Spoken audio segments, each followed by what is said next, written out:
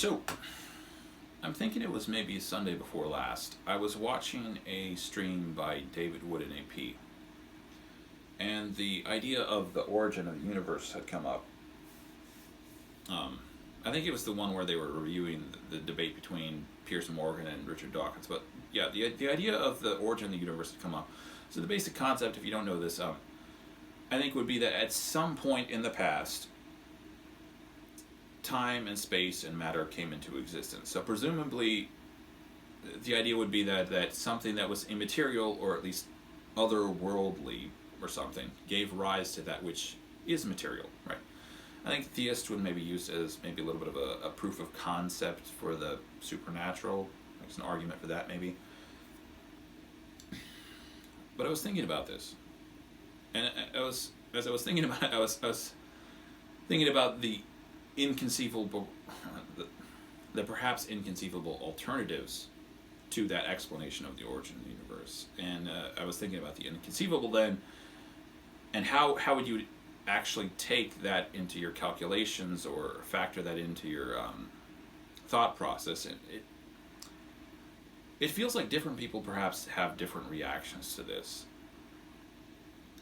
And maybe some people have just never thought of it, but it feels like some people take a very dogmatic approach. Like perhaps the primary characteristic of dogmatic people is that they tend to present things as incontrovertible facts.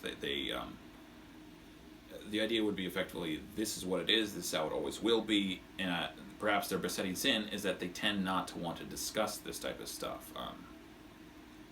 To them, I think the idea of discussing, well, blank topic might be akin to the idea of discussing whether or not water, in fact, does make things wet. They a lot of times aren't willing to entertain a discussion about the I guess the uncertainty of their principle.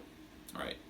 On the other end of this extreme spectrum, on the other end of the spectrum, you have what you would consider extreme, perhaps relativists, and they have their own issues, which involve, I think, effectively people who are saying nothing can truly be known. And it feels like the flaw in that logic is that if nothing can truly be known, then no action should truly be taken. Like, it feels like that would be the logical extremity of that whole thought process, like a type of paralysis.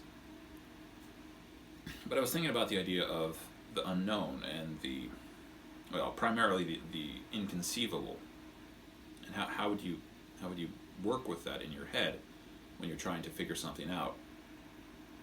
And it feels like, given that you cannot operate on knowledge you don't possess or understanding that as yet escapes you, it doesn't do to put yourself out too much over the idea of the inconceivable or the idea of the unknown.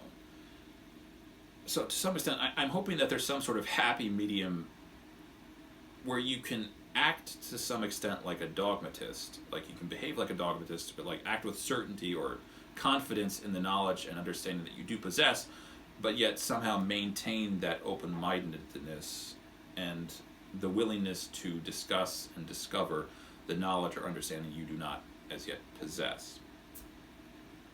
Yeah. Anyways, hopefully that's not too abstract. Thanks for watching. If you like the video, please press the like button, subscribe, and leave a comment if you want to.